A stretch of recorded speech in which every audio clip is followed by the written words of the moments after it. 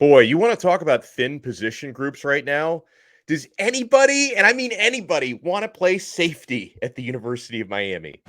You are Locked On Canes, your daily podcast on the Miami Hurricanes, part of the Locked On Podcast Network, your team every day.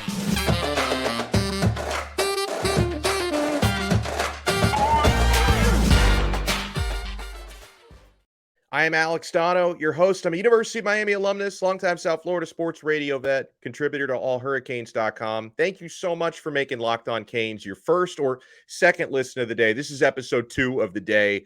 If recruiting and transfer portal doesn't stop, we don't stop either, man. I should just do a 24-hour live feed. We might look into that. We are available free wherever you get your podcasts and available free on YouTube. And if I'm going to do a second episode on a day like today, I need a guy like John Garcia Jr. to help me through. He is the head of football recruiting for Sports Illustrated. Good afternoon, John. I'm sure your head is spinning like mine is. Yes, sir. It's that time of year. I mean, who thought it was a great idea to intersect bowl season and the portal and signing day all in like a 15-day span? Who thought this was a great idea? I'm not sure, but it definitely keeps us very busy and interested in all these names and all these eventual different destinations. So fascinating time of year, holidays too, of course, as a human level. So it's just fun. It's a lot to get to, and I'm excited to catch up with you. Well, the good news for people who follow Miami is we don't have to worry about bowl season this year. I mean, who cares about bowl season? We're just worried about no, don't worry about it. Don't worry. Putting the salt in the wound there, John. And every time John joins us, he is brought to you by LinkedIn Jobs. LinkedIn Jobs help you find the candidates you want to talk to faster. So post your job for free at linkedin.com/lockedoncollege. Terms and conditions apply, I should say. Now, the most recent Hurricanes player to enter the portal is safety Brian Balom. It's been an exodus of defensive backs. 7 out of the 15 Hurricanes who have entered the portal are defensive backs. Miami only has 3 scholarship safeties right now heading into next year. So I want to talk about some targets here with John Garcia. Now, let's talk about a guy who's in the portal. And, you know, we know how Florida and Miami love battling for players and taking players from each other. So Gator safety, now former Gator safety, Donovan McMillon, seems like a pretty promising player. He's leaving Florida in the transfer portal. Miami has made an offer to McMillon. Where do you think Miami stands? And could this be a standout player at the U? Well, look, it's pretty early for Donovan. He's actually, according to his social media, he's getting a lot of attention in the transfer portal. And look, 6'2", 210 pounds or so with a physicality to his game. Yeah, you understand why he's getting some love there. He's got a couple years of experience at UF, more of a reserve, but saw a lot of playing time this year, ton of special team stuff there as well. He actually shared some practice clips to his Twitter, and I thought he looked really good, more balanced than I thought. I expected mostly downhill, fill the alley stuff, and he has a lot of that, but there's a little bit more coverage and ball skills involved here at that size, which is really interesting and part of the reason why he's so coveted in the transfer portal as far as we can tell. But look, I think there's room certainly for him on this Miami roster. Obviously familiar with the Sunshine State, even though he's from Pennsylvania originally. He's got multiple years of eligibility. I think that is something that we might see Miami prioritize in hunting for these transfer portal players, because you don't want to have to overhaul the roster again for a third cycle in a row. So getting players who have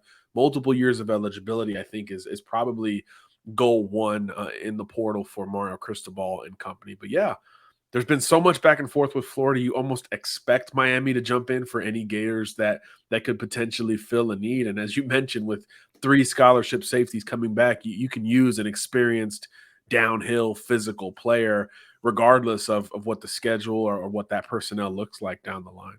Another safety, this one in recruiting, I know Miami's not given up for, and he's a local kid, St. Thomas Aquinas, 4-star Conrad Hussey. Now, Hussey is a Penn State commit. This is one of those that Miami will not stop contacting, and hopefully if Hussey's paying attention to the roster, he's looking at Miami, he's like, hey, there's not a whole lot else there at safety. What do you think's happening with Hussey? Yeah, there's still confidence from the Penn State side of the coin here. But look, Miami has been on this kid heavy, really the entirety of this current coaching staff's tenure down at the U. I remember talking to him back in the summer, and he was like, look, they're not going to stop. And I love it. He's like, I love it. It's the crib. There's very much a hometown pride feel with Hussey relevant or relative to the Miami Hurricanes. So I think that's interesting. And you talk about a need. My gosh, he would probably day one be the fastest safety on the roster for Miami. He's 10-9 right now in the 100. He'll probably best that if he stays in the spring semester this year at St. Thomas.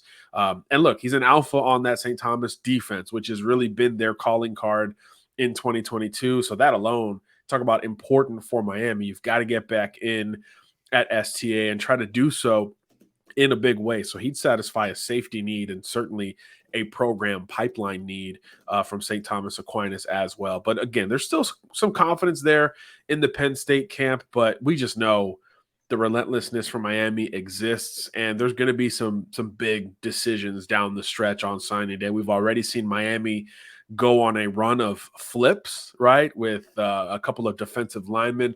Will that start to spread to other positions? I would guess that answer would be yes. And if that were to happen, I would keep an eye on the secondary players, and I would keep an eye, of course, on these wide receivers, because all the targets that Miami has are seemingly committed to other schools at this point.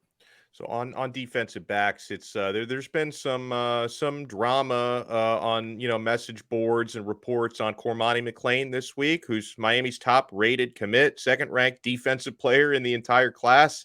Alabama is definitely poking around, and I'm not surprised. I mean, this was a guy Bama was recruiting heavily. His decision came down between Miami, Florida, and Alabama, and Nick Saban usually ends up, getting what he wants at the end of the day. So, Yeah. The official visit Alabama was trying to get did not materialize for this weekend, and I took that to be great news. But I still tell people we're going to have to sweat this one out until National Signing Day, I believe. What do you think's happening with Cormani McClain? 100%. Look, number one corner in America, a prime Alabama target. And by the way, they've still got a huge need at corner. I would say a bigger uphill battle for them at corner than Miami in terms of recruiting right now in the 23 cycle. So not only Cormani McClain, Damari Brown very much in Alabama's crosshairs. So you got to try to win both of those recruitments if you're Miami, and obviously you're going to sweat it out down the stretch. The difference is Brown already took that official to Tuscaloosa. Cormani, even when he committed to Miami, we were talking about, hey, he took the Gator trip, he took the Miami trip. What about Bama? Will they get that official visit? There's only one more weekend now if he indeed does not take the trip to Tuscaloosa this weekend. So 7 more days of sweating it out, if you will. But it's understandable. Again, number one corner in the country, an instant impact player wherever he goes, especially if Miami can hold on to him. But I will say there has been, compared to what I expected with this recruitment, the big surprise of Miami over Florida when he committed, there has been a solidity to Cormani McClain that I maybe didn't expect. He's doubled and tripled down on Miami since making that verbal commitment, despite some of the on-field struggles that the U has gone through. So I thought that was really telling and surprising.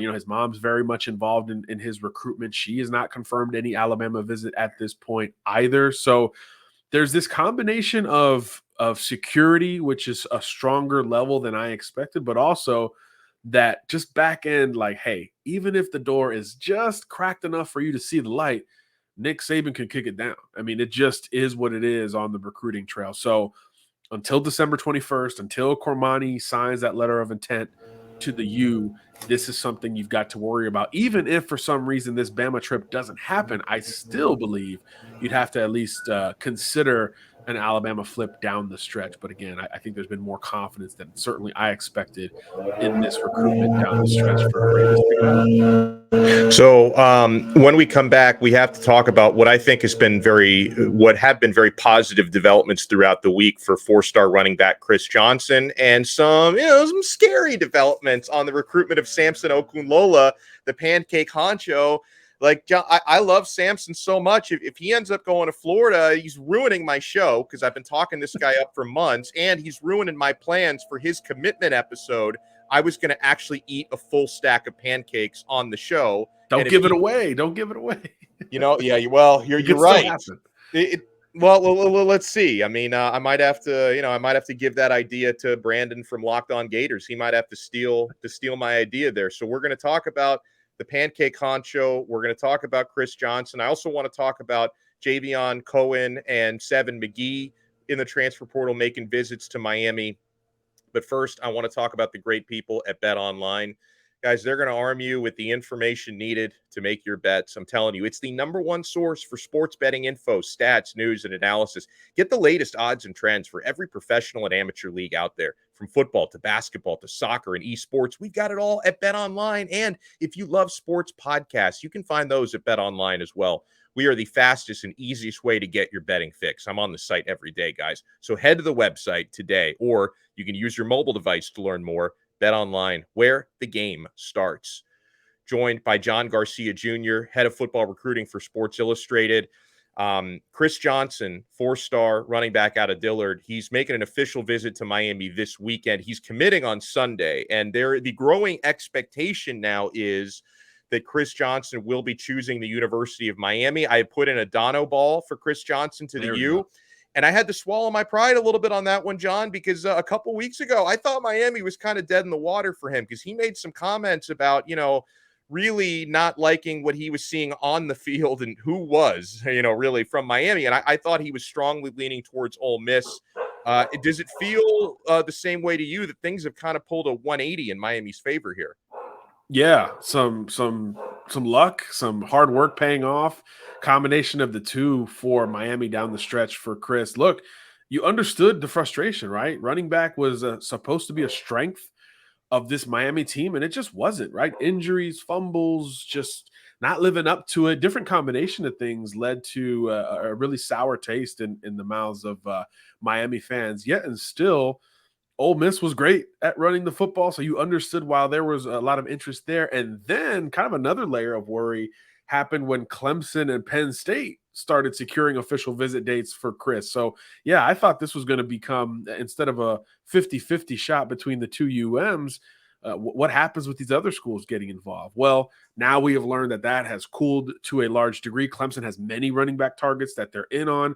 Penn State was supposed to host Chris this weekend, and now he's taken that Miami official leading literally right into his verbal commitment. So by the timeline, you have to love Miami's chances there. He's frequented campus this season, even amid some of that disappointment. And look, that's a huge need for Miami. 0 running backs verbally committed. One of the bigger needs down the stretch for any program at any position, especially relative to the portal, where we've seen a couple of Miami backs hit it. So now all of a sudden, Chris looks like not only a special, unique gadget player for Miami in the future, but maybe a guy who grabs some carries day one as a true freshman. As we've seen, that's one of the positions where freshmen happen to translate very well into college football. So you need speed at Miami, you need dynamic playmaking ability, and you need a running back. So all of that lines up very well for Chris Johnson. I just think Miami has been so consistent with him.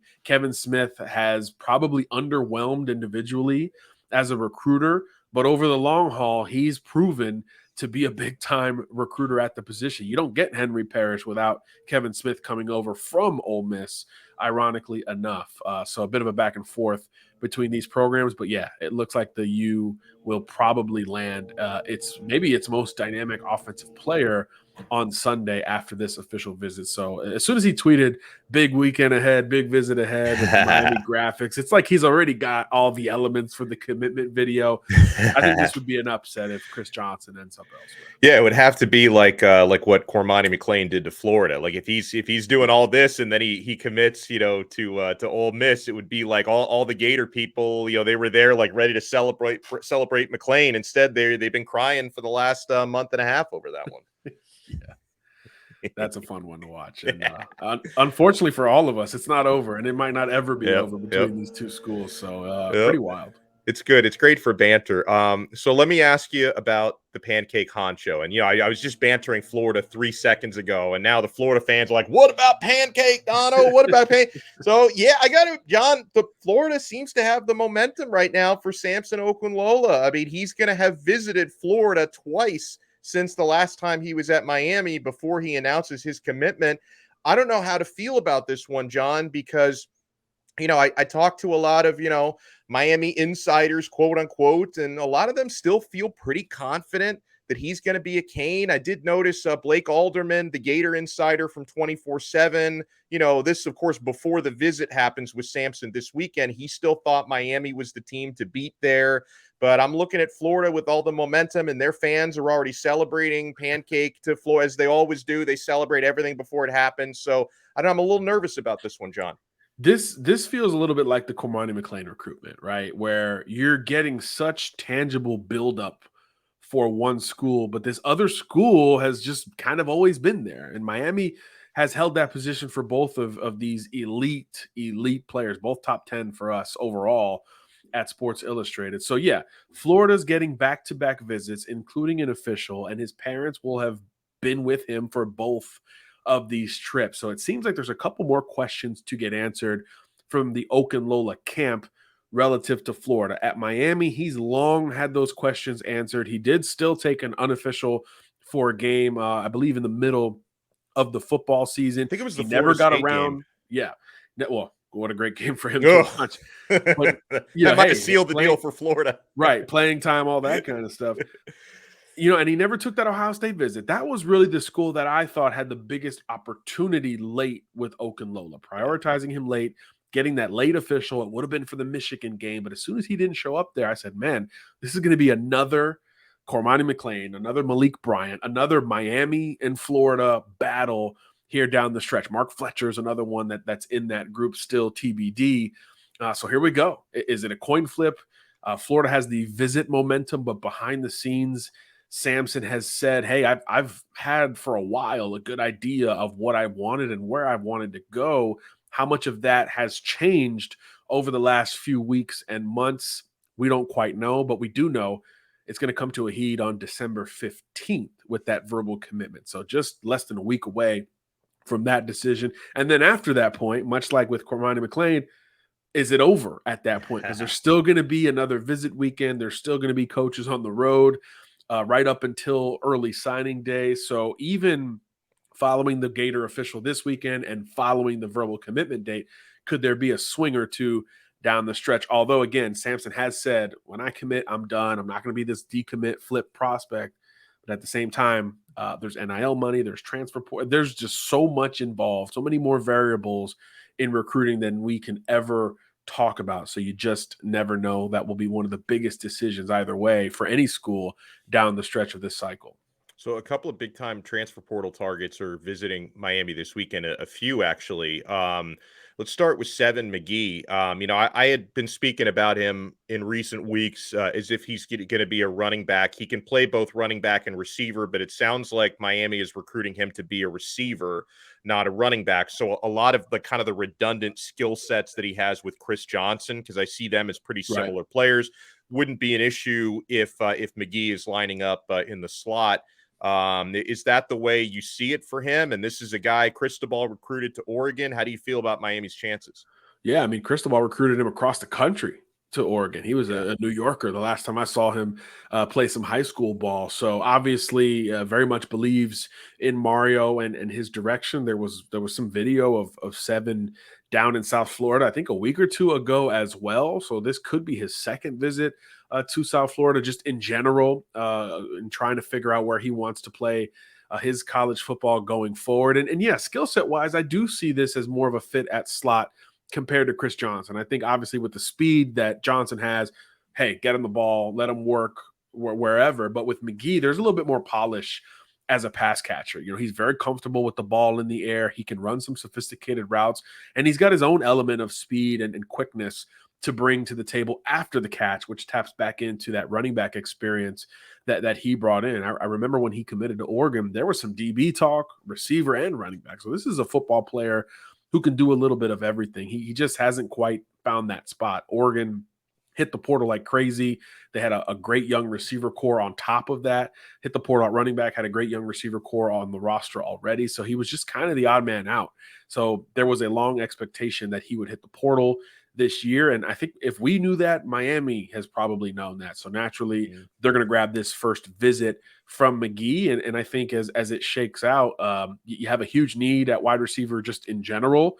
And there's a lot of familiarity here. So you got to feel like Miami's got a really nice shot here.